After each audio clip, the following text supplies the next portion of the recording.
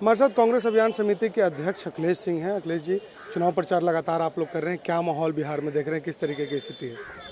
प्रचंड लहर चल रही है भाजपा के खिलाफ और लोगों का, जनमानस का विचार बन चुका है महागठबंधन को जिताने का।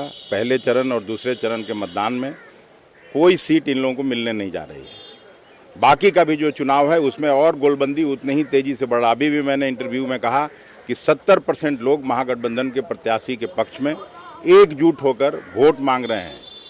कोई किसी का कोई असर होने वाला नहीं है। 30% में भारतीय जनता पार्टी जितना वोट लेना है ले ले और बुरी तरह ये लोग हार रहे हैं, चाहे नीतीश कुमार जी हों चाहे मोदी जी हों। पहले और दूसरे चरण में जो वोटिंग हुआ उसमें क्या अनुमान लगा रहे हैं, आपको कितनी सीटें मिल रही हैं? सारी की सारी सीटें मिल रही हैं। मैं आपको किसी एक इंडिविजुअल का नहीं बात कर रहा। आप भी पता कर लीजिए, आपको अपना खुद ही रिपोर्ट होगा। मैं जो आपको बोल रहा हूं वही सच है। 70% जनता महागठबंधन के प्रत्याशी के पक्ष में हर जगह है। लगता है आपको कहीं बिखराव नहीं है महागठबंधन के वोटरों में? नहीं, बिल्कुल। जो इंडिविजुअल खड़े भी हुए हैं कोई पार्टी के नाम पर, उनका कोई नोटिस लेने वाला नहीं है। आपके यहाँ एक सवाल ये भी उठता है, चर्चा इस बात की भी है, एकजुटता की कहीं ना कहीं कमी है। क्या लगता है उसे एकजुटता बनाने के लिए भी कोई कोशिश की जाने की जरूरत है आप लोगों को अभी? बिल्कुल नहीं, हम लोग चट्टान की तरह एकजुट हैं। चट्टानी एकता है इसमें। और अभी आपने देखा, इसीलिए हम लोगों ने साझा प्रेस कॉन्फ्रेंस किया कि कहीं कहीं आप मित्रों के बीच से ये सवाल उठ रहा था कि अलग अलग प्रचार हो रहा है, सब ये हो रहा है। तो अभी जहाँ जिसकी ज़रूरत है, जिस लीडर की ज़रूरत है, उनको लोग बुला रहे हैं प्रत्याशी अपने अपने समझ से। लेकिन हम लोगों में आपसी मतभेद ये तो शुरू से आप लोग सवाल उठाते रहे हैं। जब टिकट का बंटवारा हो रहा था, जब आपस में पार्टियां मिल रही थीं, लेकिन आपके सभी सवालों का उचित समय पर जवाब मिला है।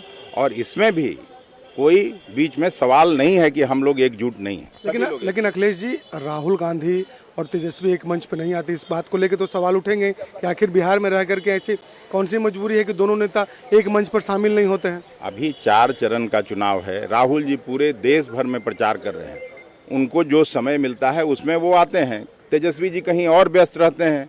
लेकिन इस सवाल को भी आपको जल्दी उत्तर मिल जाए। एक सवाल और है, आपके जो बेटा है वो भी चुनाव लड़ रहे हैं मोतिहारी से, वहाँ की क्या स्थिति है? और चूंकि मोतिहारी से आप चुनाव जीत चुके हैं, कई बार लड़ चुके हैं, तो वहाँ किस तरीके की आपकी तैयारी है? क्योंकि वो दूसरे पार्टी से वो चुनाव लड़ रहे हैं, RLSP से। महागठबंधन का ही वो दल है और उसके कोटे में गया। और सभी नेता लोग ये समझ रहे थे कि मेरे परिवार का कोई आएगा तो वो आसानी से जीत जाएगा। इसलिए मेरा बेटा RLSP के सिंबल पर महागठबंधन के प्रत्याशी के रूप में लड़ रहा है। और मैं 2 बार वहाँ से चुनाव लड़ा हूँ।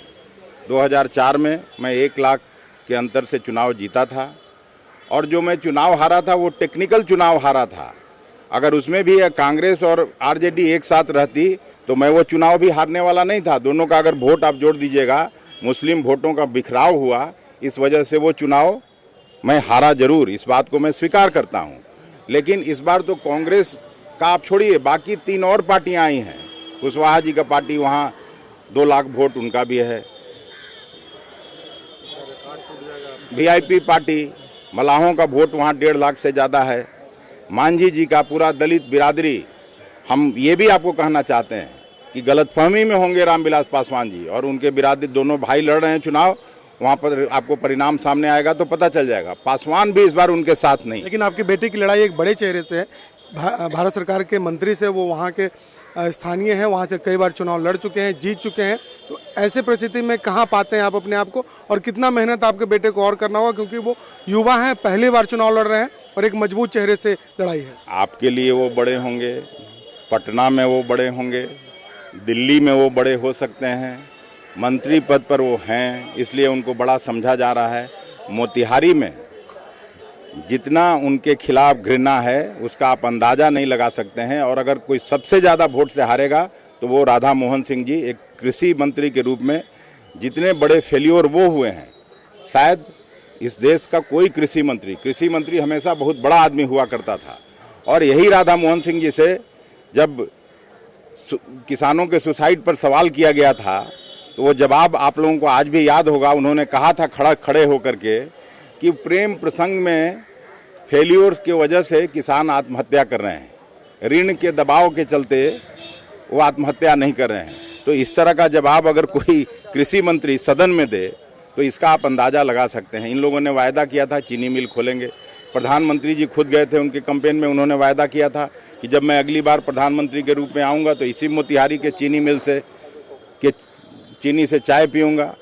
चीनी मिल खुला क्या? चीनी मिल तो नहीं खुला, बल्कि उनके और उनके लोगों के द्वारा वहाँ चीनी मिल का ज़मीन भी हड़पा जा रहा है। धन्यवाद। हमारे साथ अखिलेश सिंह थे जो महागठबंधन की जीत के साथ साथ अपने मोतिहारी से अपने बेटे की भी जीत का दावा कर रहे हैं। कैमरा पर्सन अनुपम के साथ शैलेंद्र साहिल, कशिश न्यूज, पटना।